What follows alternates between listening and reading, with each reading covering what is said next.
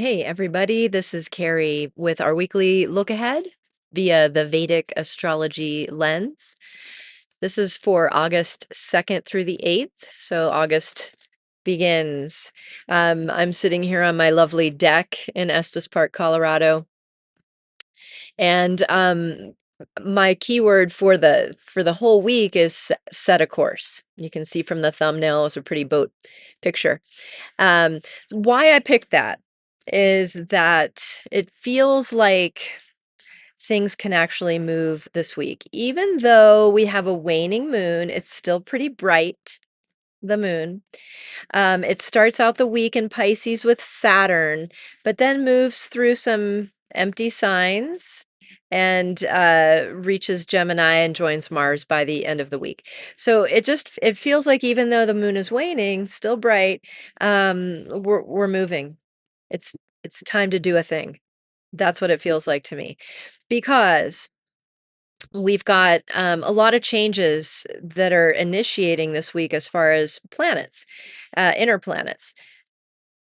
On the 31st of July, Venus moved into Virgo, and then we're going to have Mars move into Taurus on the 2nd of August, and then we're going to have Mercury finish up that pretty long kind of dance he had going on in Gemini by Wednesday.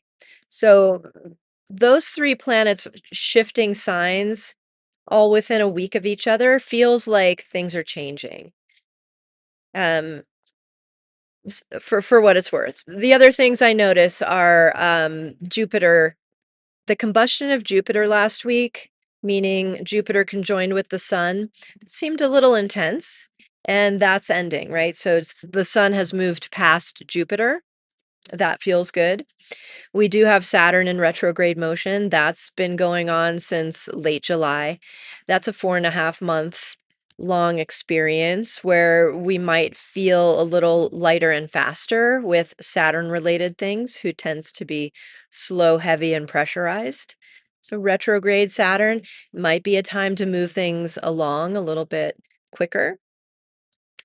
So all of that said, I feel like things are moving, even though waning moon.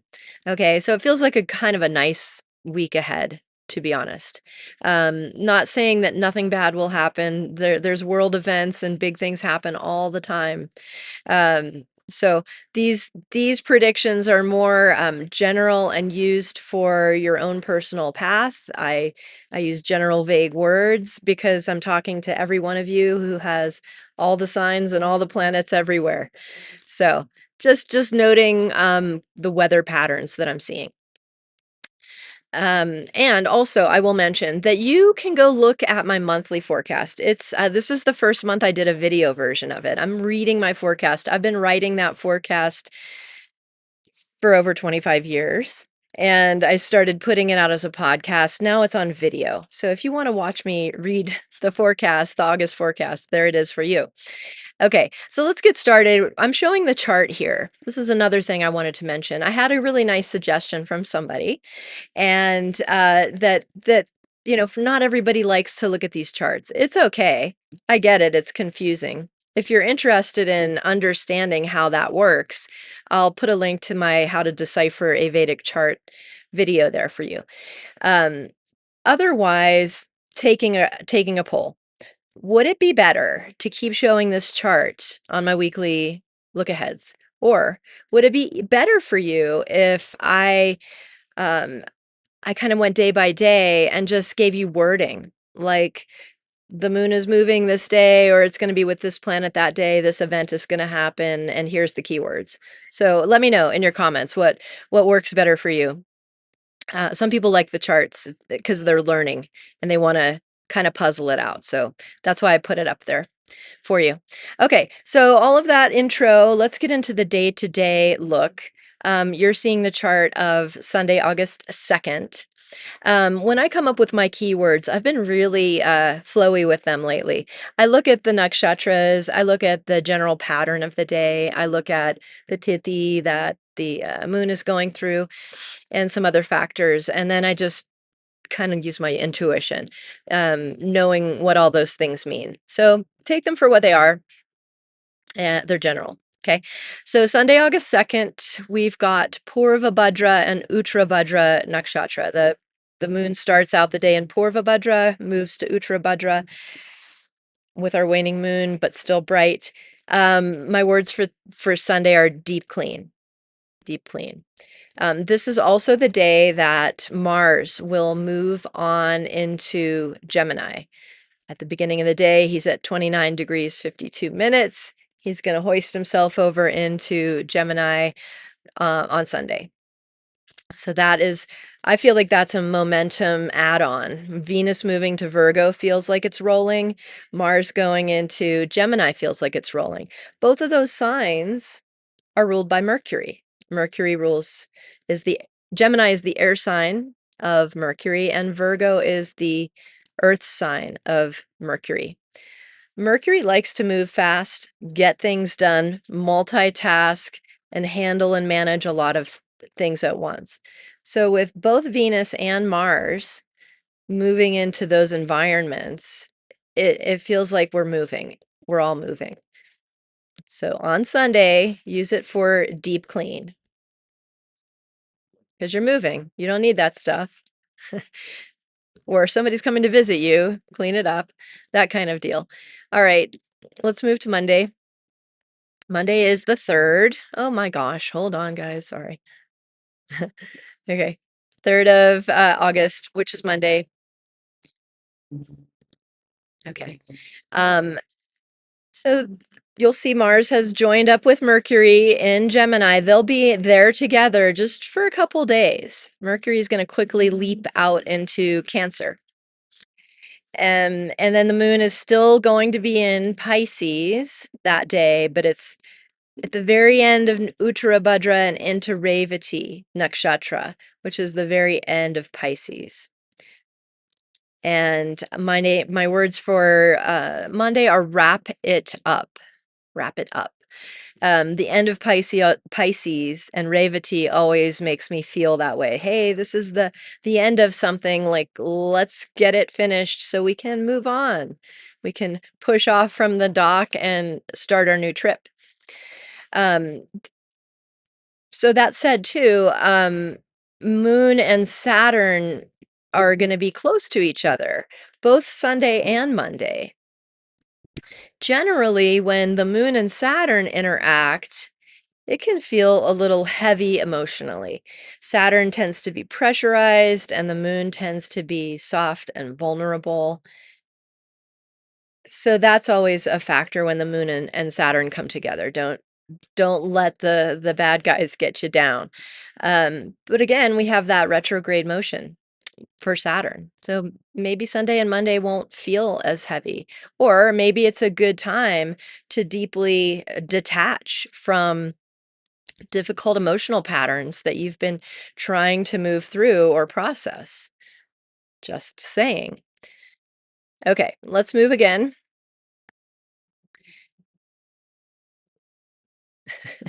Okay, there it is. I just need to be patient. All right. Tuesday, the August 4th. The moon will start out the day in Revati, and then we'll move over from Pisces to Aries.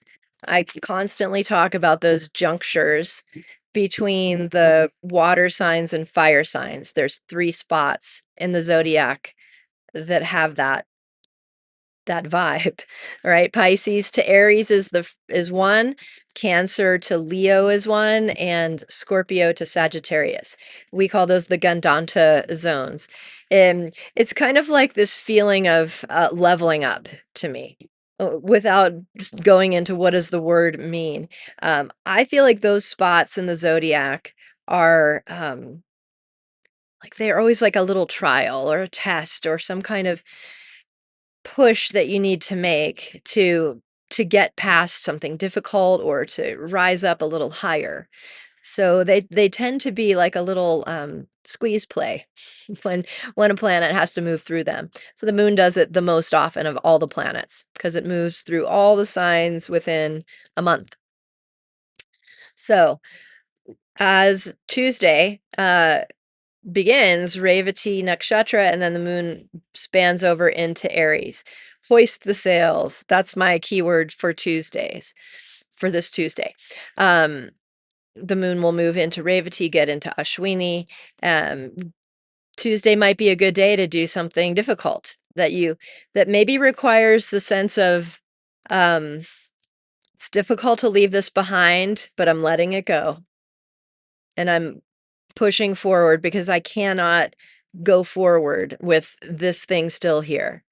So that could, if you have a difficult conversation or something that's intimidating you, maybe Tuesday is the day. Pull yourself together and try for it. All right, August 5th is Wednesday, and the moon will start out the day at the very end of Ashwini Nakshatra and move through the middle part of Aries on Wednesday. This is also the day, Wednesday, that Mercury will move from Gemini into Cancer. We've had that happen once already this year. Right before Mercury went into retrograde motion, it went into Cancer, did retrograde, came back to Gemini, gave us a chance in the last month to finish our work there. And now Mercury's heading back to Cancer. I also want to point out that for those of you watching the underlines under the nodes, Rahu and Ketu, the nodal axis are just invisible points in space. We can't see them when we look up, except for when we get to an eclipse, which will be next week's video. We'll talk more about that. But Rahu and Ketu are the nodal axis. They move in retrograde motion naturally through the zodiac. But the thing is, they're really a reflection of the Earth and the axis of the Earth. So as it turns out, all of us Earthlings riding on this globe, that the axis that we think of as the North and the South Pole, the Earth spins around that. But the thing is that axis wobbles a little bit. I'm going fast, but it's got a little bit of a shake to it. And so where the nodes project from that depends on our wobble. And we have two ways of calculating where those points will be. One of them is called mean node. One of them is called true node. Mean node is an average that smooths out that motion, so it looks like it's always in retrograde. The fabulous software and science and technology that we have now can show us when the nodes are actually going to wobble. And sometimes they're going in direct motion for a little while. And mostly retrograde, but sometimes direct. So when you see those lines under Rahu and Ketu in my chart, that means they're in normal retrograde motion. When the line is gone, it means the nodes are direct for that small amount of time. So all this week coming up, Sunday, Monday, Tuesday, and into Wednesday, we have direct nodes. I mentioned a while back that, hey, let's watch as we get closer to the eclipse. I bet you those nodes go direct a little bit more. So far, so good. All right, so that's just wanted to point that out. That was a long-winded way of saying the nodes go back to retrograde on Wednesday. All right, so Wednesday, Ashwini, waning moon, Mercury moves to Cancer, and the nodes go retrograde again. Initiate sequence. That is my keywords for Wednesday.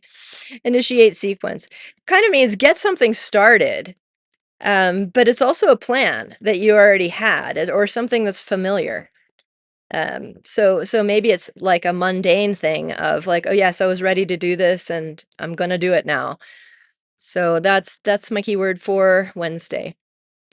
All right, the 6th of August, yes, is Thursday. All right, so today on that Thursday, the moon is basically in Bharani Nakshatra. And the words for that day are let it rise. Thursday is Jupiter's day. Jupiter causes expansion and growth. The moon is in a pretty creative, vibrant nakshatra, that's in a sign ruled by Mars, but a nakshatra that has to do with Venus. So it feels really creative. It feels potent for Thursday. Not dramatic, just potent. So in a way, it's like, yes, let things rise, which means you don't have to do much except for don't stuff it down. Just let it happen. Allow expansion to happen on Thursday. All right, and then the moon will move out of Aries and into Taurus on August 7th, which is Friday.